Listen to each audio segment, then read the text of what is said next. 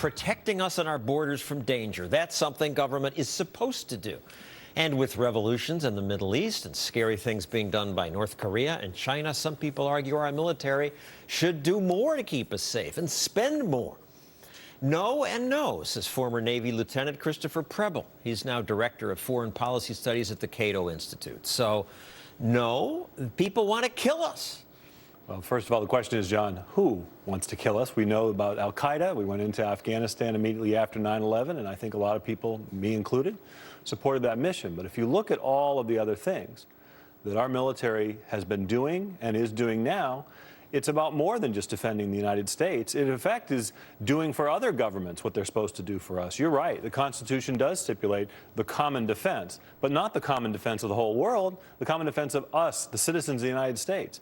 If you look at how much money we spend on defense, which is about $700 billion. About $700 billion, and then you factor in a few... 20% of the budget. About 20% of the budget, 55 or so percent of the discretionary budget. Okay, just to get you kind of get people's bearings. We are spending more in real terms today than we did at the height of the Cold War, the height of the Reagan buildup, the height of the Vietnam War, the height of the Korean War. More today than at any time during the Cold War.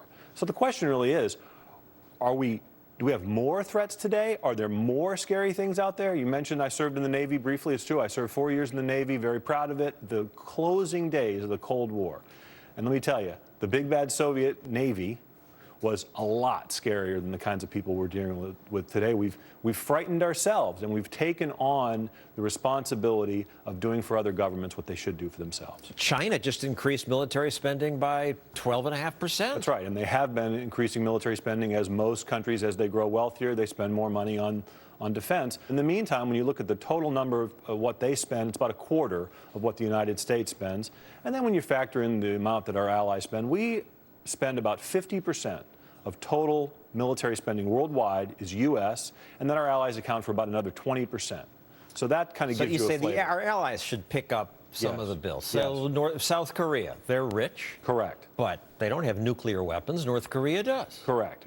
When we went into Korea and defended the South and ultimately drove the northern forces out of South Korea, the two Koreas were roughly equivalent in terms of population and economic output. Now, South Korea has 40 times the population of the North, and it's hard to even 40 times the GDP of the North, about 2.5 times the population. And you ask the question, if they are not capable now of defending themselves, when will they be? They don't have nuclear weapons. A lot of countries don't have nuclear weapons, and they've concluded, I think correctly, they don't really need them because nuclear weapons are useful for deterrence, but there are a lot of other aspects of deterrence that go beyond nuclear weapons, including traditional conventional arms.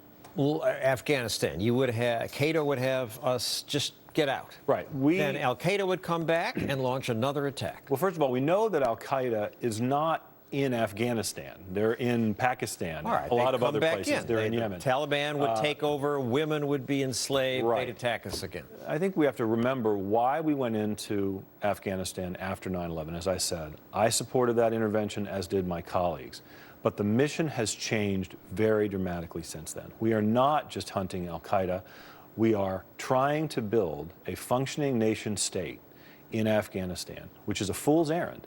Nation building is always a fool's errand, and it's not essential to U.S. national security. We can hunt al-Qaeda and degrade their ability to carry out a future attack, and also ultimately, I think, discourage other countries, other leaders like the Taliban, from making common cause with them. I would argue we had done that in the first few months of the intervention in Afghanistan, and that mission has just allowed to creep and grow. What you're saying is don't shortchange the troops, right, but cut the mission. Right. What do you mean?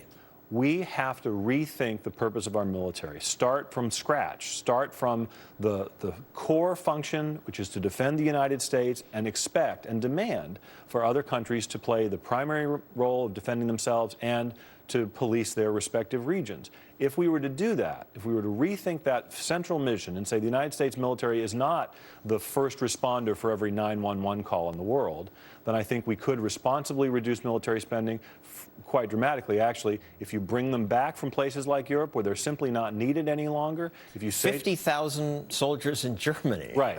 Defending them from what exactly? It's not entirely clear to me. And I'm struck by something you wrote about how the spending is on autopilot. That Yes. every year they give the Army, the Navy, the Air Force the same amount? Right. They don't even make a decision? Right. There's a lot of inertia in government spending, and especially in military spending. What you spend is what you spent last year plus a little bit more.